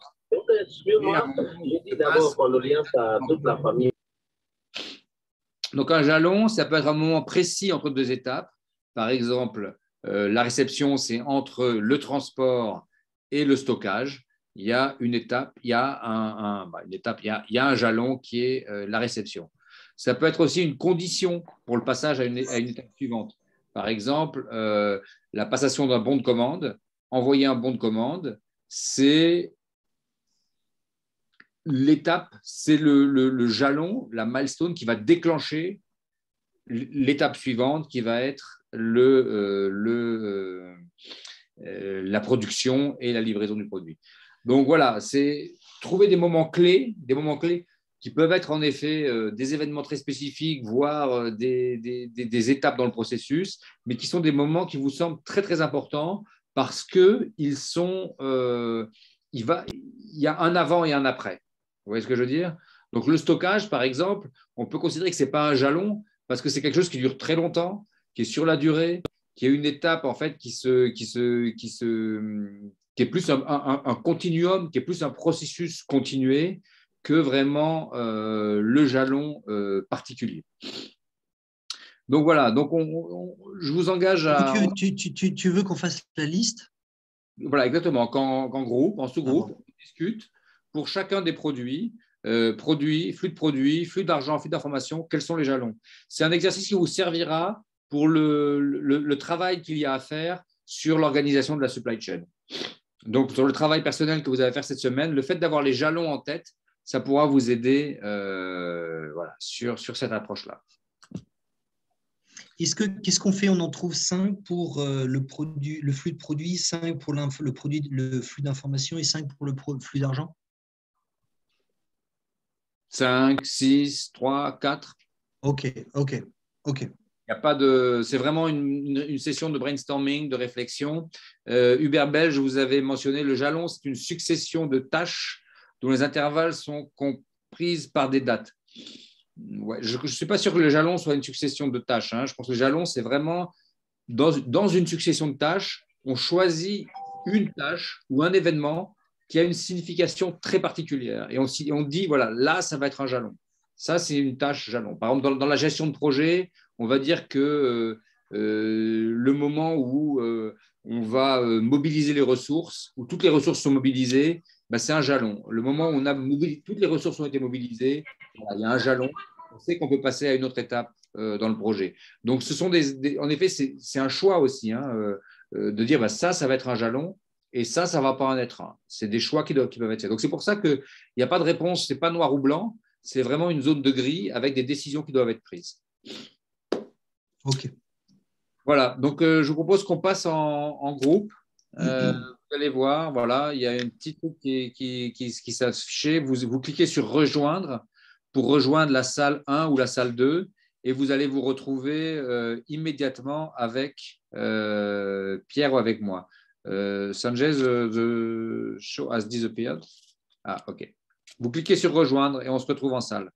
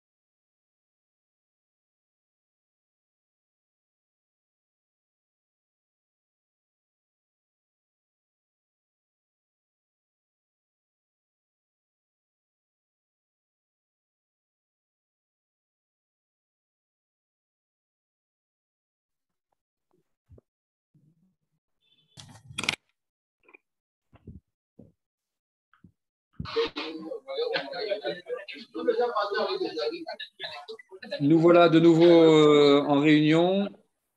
Merci à tous.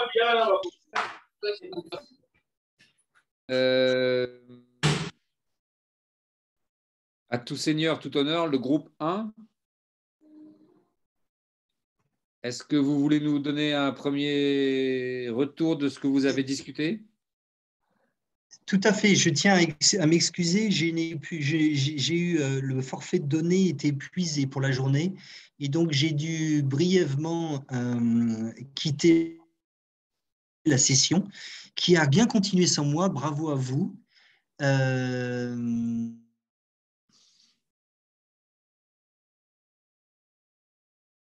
Très bien. Donc, on vous écoute. Le groupe 1 qui était avec Pierre, est-ce que vous pouvez nous donner un retour de vos discussions? Assesseur, à celui qui prenait les notes, prendre la parole, le microphone. Merci à vous.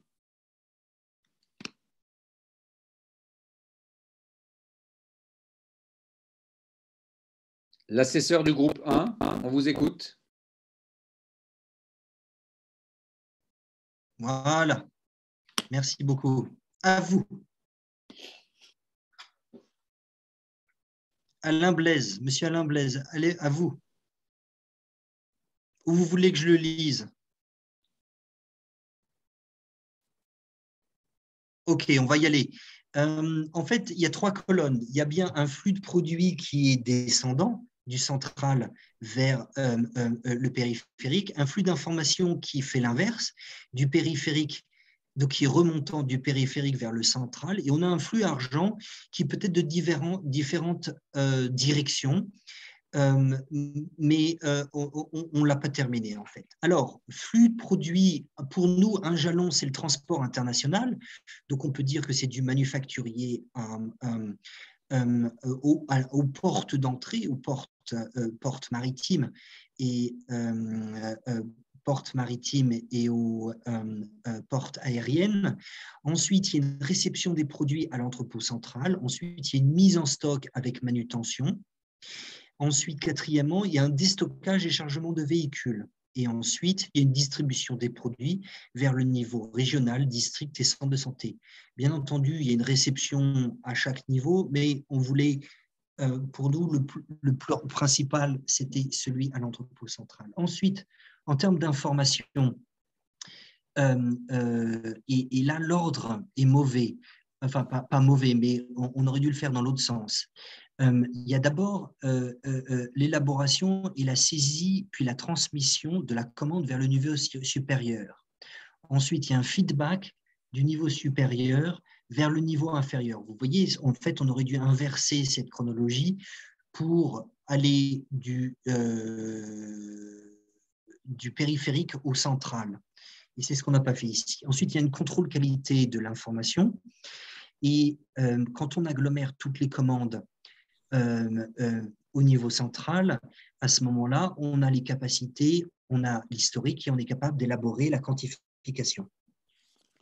Ensuite, le flux d'argent, on en a dit qu'il y en avait un principal, c'est celui qui est périphérique, c'est le patient qui paye pour les produits, pour les médicaments essentiels, mais pas forcément pour les produits programmes, mais cela dépend du contexte. Ensuite, il aurait fallu dire que il paye la formation sanitaire, qui commande au niveau du district, donc c'est-à-dire qu'il paye le district. Ensuite, le district paye le niveau régional et le niveau régional paye le niveau central, c'est-à-dire l'entrepôt central de la centrale d'achat. Et c'est ce qui crée le revolving fund, comme on dit en anglais, ou en français, Gilles? Fonds de recouvrement, quoi. Ouais, fonds de recouvrement. Fonds de recouvrement, c'est ça. Et ensuite, dans le flux argent, on pourrait y ajouter les bailleurs de fonds qui payent la centrale d'achat pour transporter des produits qui sont gratuits. C'est un autre flux d'argent. Et ensuite, il y a bien entendu tous les dons de produits qui se retrouvent, qui sont payés par les bailleurs de fonds, qui sont transportés à l'international et qui sont réceptionnés au niveau de l'entrepôt central. Donc, toutes ces interactions entre le flux de produits, le flux d'informations et le flux d'argent. Est-ce que, monsieur Alain Blaise, est-ce que j'ai bien résumé la situation, ou quelqu'un de mon groupe? S'il vous plaît. Quelqu'un veut parler? Comme on n'a plus trop de temps, on va essayer d'avancer vite. Hein? Donc, je vous propose qu'on avance rapidement et puis qu'on prenne. Enfin, c'est vraiment, je trouve que c'est très bien là, ce retour. Hein. On va passer à vous, Moussa, si vous pouvez nous donner le feedback pour le deuxième groupe.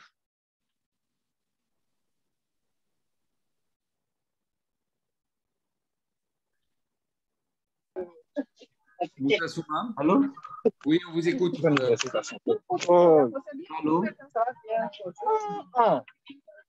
Ça comme ça. Allô? Oui, Moussa, on vous écoute. Voilà, Gilles. On a travaillé. C'est des grains.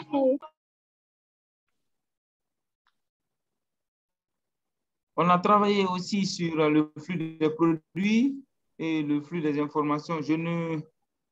J'essaie de partager tout de suite là mon bureau, mon écran. J'ai un peu de soucis avec mon réseau ici. Il n'y a pas de problème. Vous nous dites comme ça. Voilà. Et donc, nous avons travaillé sur le flux des produits. Le premier point sur le flux des produits a consisté le contrôle de stock. Nous avons dit qu'il était pour une bonne gestion des produits, il faut effectuer un contrôle de stock. Donc, il faut regarder les quantités que vous avez à travers un inventaire physique et puis déterminer le stock disponible et utilisable. Donc, ça nous permet de décanter ici ce qui est périmé, avarié et détérioré du stock physique qui peut être utilisé. Mais aussi, en cas de péremption, il faut déterminer aussi, il faut voir aussi dans quelle mesure gérer ces péremptions aussi.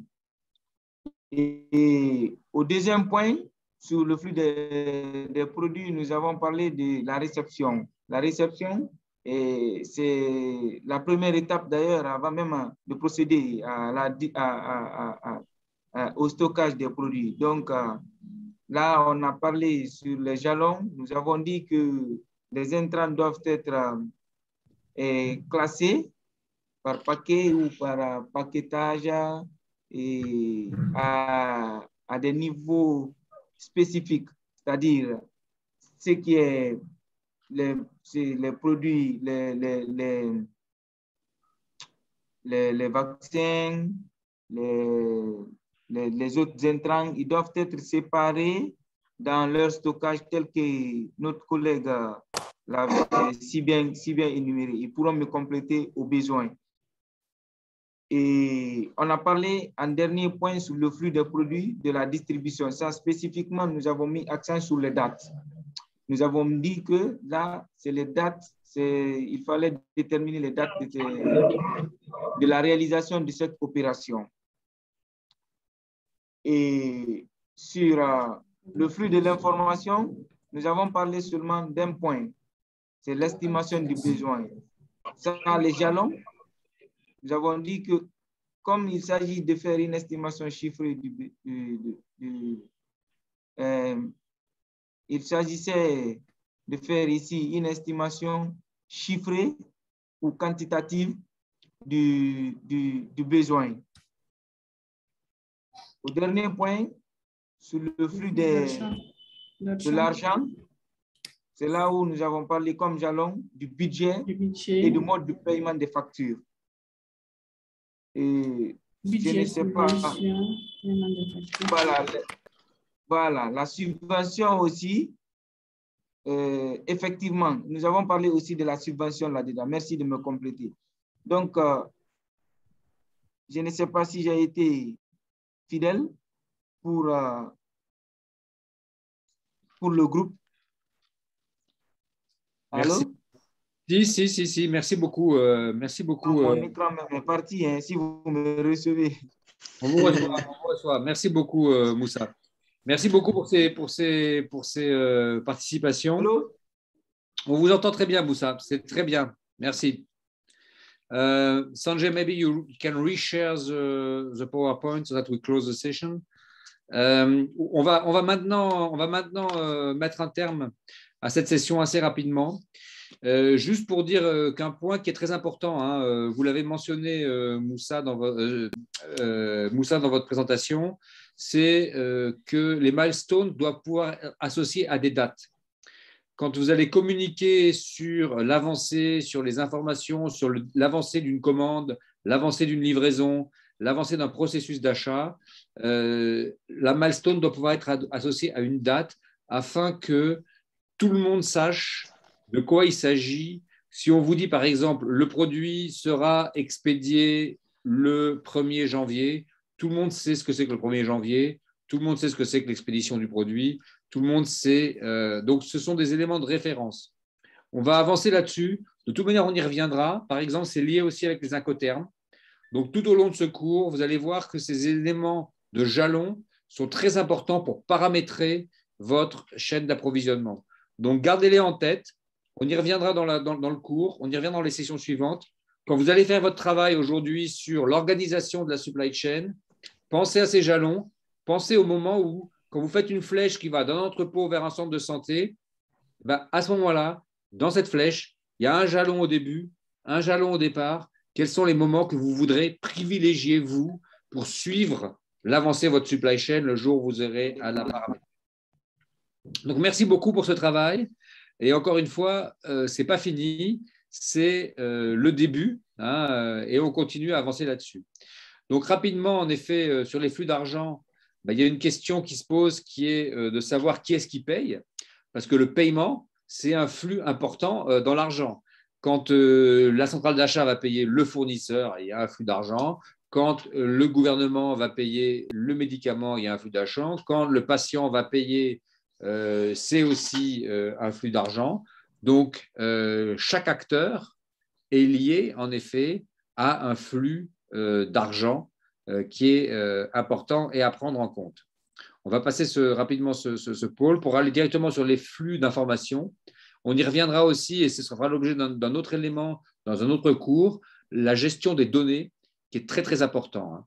Les investissements significatifs sont faits aujourd'hui, vous le savez tous, vous avez dû le voir, les investissements énormes qui sont faits aujourd'hui dans les systèmes d'information, hein, de gestion logistique, hein, les sigles, qui sont des systèmes d'information qui permettent de centraliser toutes les données qui sont liées à la chaîne d'approvisionnement.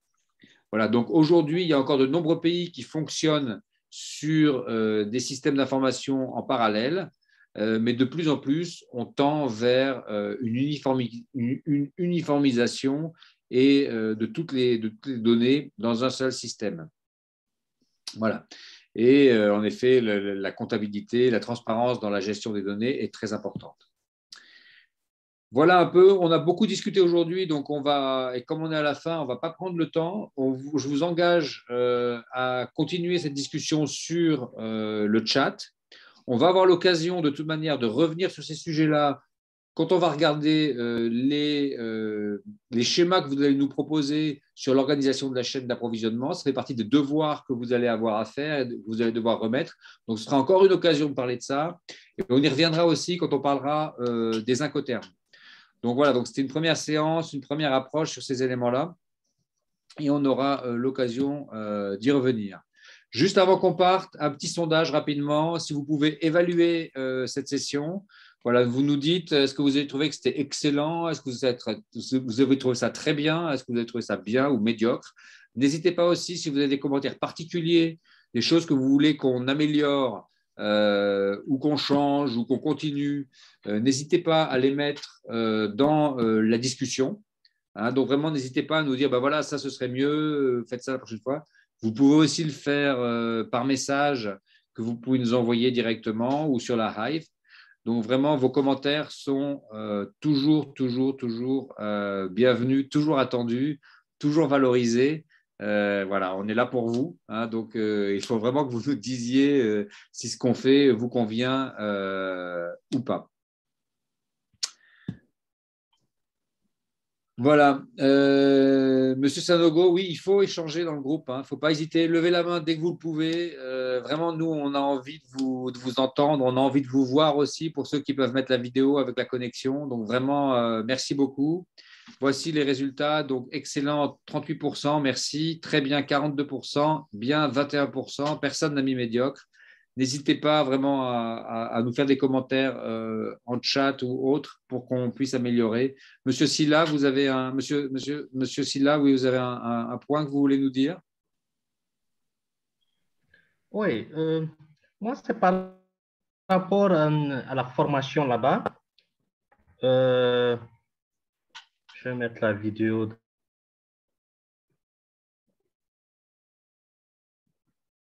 D'abord, c'est par rapport à la plateforme. Je n'arrive pas à passer. Il y a des parties où je n'arrive pas à passer pratiquement là. Ça ne coche pas vers. Je ne sais pas comment ça va se passer là. Ah. Il y a un point qui est important. Il faut bien appuyer sur la touche, comment ça s'appelle, la touche valider, c'est ça, la touche. Il y a une touche qui est en bas là, qui s'appelle marquer comme terminé. Est-ce que vous cliquez bien sur marquer comme terminé, la touche jaune qui est en bas? Bon, je n'avais pas cliqué sur cette touche jaune là, mais prochainement je vais toucher voir. Faites-le parce que des fois, c'est vrai que la touche n'est pas toujours très visible. Donc, si on l'oublie, le cours n'est pas complété, n'est pas considéré comme complet. Donc, c'est important vraiment de cliquer là-dessus. D'accord, c'est ça. Si vous avez un problème, n'hésitez pas à contacter Priyanka ou pour vraiment être aidé, quoi. D'accord, merci, merci. Ça a été vraiment un plaisir et c'est intéressant, hein? C'est intéressant le cours. Merci beaucoup. Et puis vraiment, merci aussi. Ce n'est que le début. Ça fait plaisir de vous voir aussi. Donc. Merci bien. Merci beaucoup. Docteur Kwavogui, vous vouliez rajouter quelque chose? Merci Moussa aussi d'avoir mis la vidéo. Ça fait plaisir de vous voir, Moussa. Merci, parce qu'on parle comme ça, puis on ne voit pas les visages. Parfois, c'est frustrant. Merci beaucoup. Docteur Kwavogui, si vous avez quelque chose à dire, on vous écoute. Merci Madame Koulibaly. On vous voit aussi, ça fait plaisir. Merci.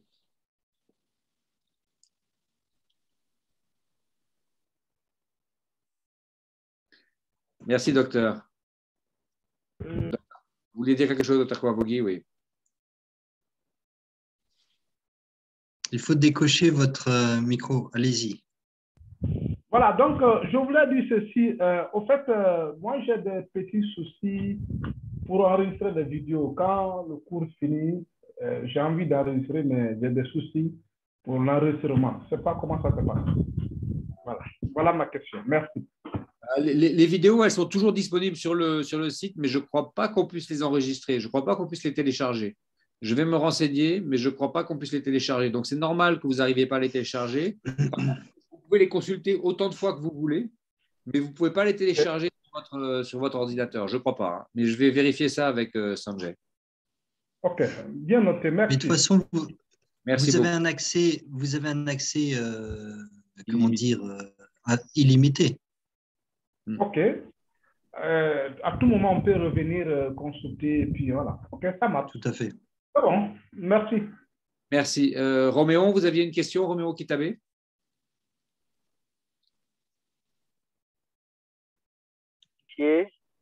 Nous disons merci beaucoup pour la participation à la réunion d'aujourd'hui. Vraiment, elle était très bénéfique pour nous. Et nous espérons à une amélioration à la prochaine fois, parce que c'est ça l'objectif en fait. Nous voulons donc apprendre et c'est un échange d'expérience très important. Et nous espérons que la prochaine fois sera bien plus meilleure. Merci beaucoup à toute l'équipe. On est à votre service. Ce n'est que le début. N'oubliez pas aussi de faire le test, hein, l'autotest de compétences, l'autotest d'évaluation. N'oubliez pas de le faire, s'il vous plaît. N'oubliez pas de faire ça. Ça s'est fait comment? Et surtout, soyez actifs sur le forum, sur la Hive.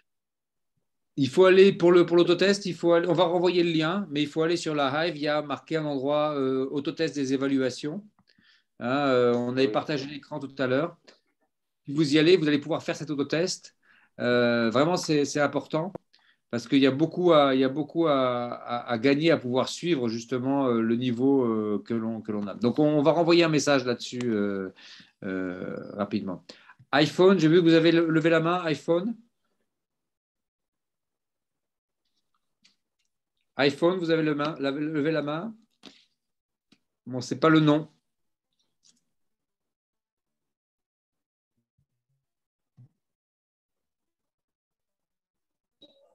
Allô? Oui, iPhone, on vous écoute. C'est vous, iPhone. Ouais. C'est quoi votre nom? Ok. Bonsoir.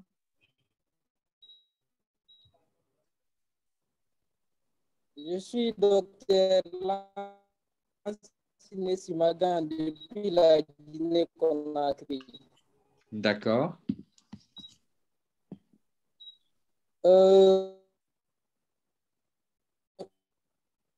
Je trouve ce cours assez enrichissant, mais il y a parfois des difficultés par rapport au cours sur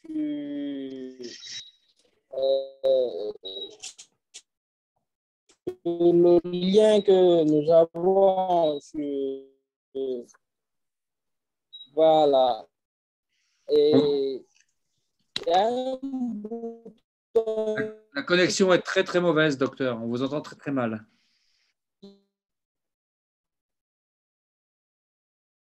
Madame Zongo, Barli Valérie Zongo, vous vouliez dire quelque chose et puis après, on va clore la session parce qu'il est… Ah, Monsieur Zongo, excusez-moi. On vous écoute. Barli Valérie Zongo, on vous écoute, s'il vous plaît. Le son, il faut mettre le micro. Voilà. Au fait, je n'avais pas d'autorisation pour le micro. Donc là, ça y est, je pense. Donc déjà, merci beaucoup pour le cours. C'était très intéressant, très, très intéressant. Donc après, moi, j'ai une préoccupation, c'est que je ne suis pas à jour. Hein. C'est la deuxième semaine alors que j'ai eu quelques soucis avec la première. Je n'ai pas encore complété le cours. Donc, je ne sais pas si là, enfin, je souhaite le faire aujourd'hui pour être à jour, être au même niveau. Je ne sais pas si ça a de l'impact, en fait, parce que c'est un peu compliqué. En fait. Non, mais je pense que c'est bon. Hein. Là, on est encore dans les délais pour la première semaine. Donc, vraiment, allez-y, continuez. Hein, là, c'est le premier cours qu'on fait. Donc, premier cours, première semaine. Donc, vous êtes bon pour le moment. Donc, Merci vraiment, beaucoup. Merci. continuez. On compte sur vous. Hein. Et puis, s'il y a quoi que ce soit, bah, voilà, on est ensemble dans ce chemin. Donc, vraiment, merci beaucoup. Merci. Voilà, on va terminer. Docteur, j'ai oublié votre nom là sur l'iPhone.